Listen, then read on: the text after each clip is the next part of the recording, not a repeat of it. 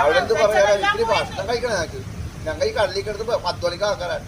വെളുപ്പിന് 3 മണിക്ക് പോയിട്ടും വൈകുന്നേരം വീട്ടിൽ വന്നത്. വീട്ടിൽ ഞങ്ങളുടെ കുടുംബം ഇല്ലാണ്ട് അങ്ങനെ എത്തി. ഞങ്ങൾക്ക് ജീവിക്കണം, ഭക്ഷണം കഴിക്കണമായിട്ട്.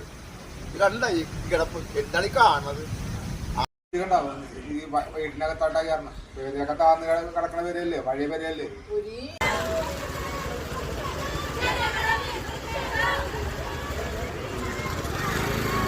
എന്താ ഇവിടുത്തെ പ്രശ്നം?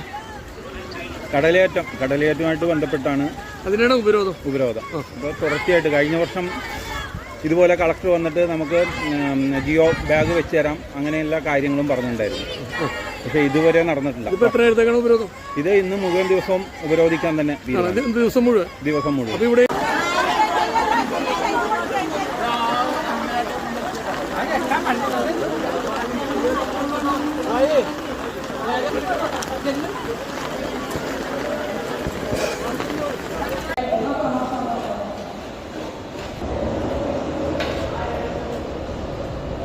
വീണ്ടും നമ്മുടെ കണ്ടമാലിലേക്കുള്ള കിച്ചൺ തുടങ്ങിയിരിക്കുകയാണ്. അപ്പോൾ ഇത് മഹാത്മയുടെ ചെയർമാനാണ് ശിവനവളത്ത്.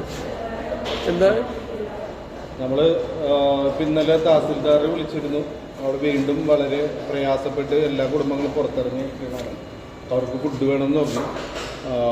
ആ സഹോദരന്മാരുടെ ഒരു നേരത്തെ ഫുഡ് കൊടുക്കാനെങ്കിൽ നമ്മളെ കൊണ്ടാവുമെങ്കിൽ എത്ര പേർക്ക് ഇന്നിപ്പോൾ നമ്മൾ 150 പേർക്കാണ് ഇന്നത്തെ ഫുഡ് പറഞ്ഞേക്കുന്നത്.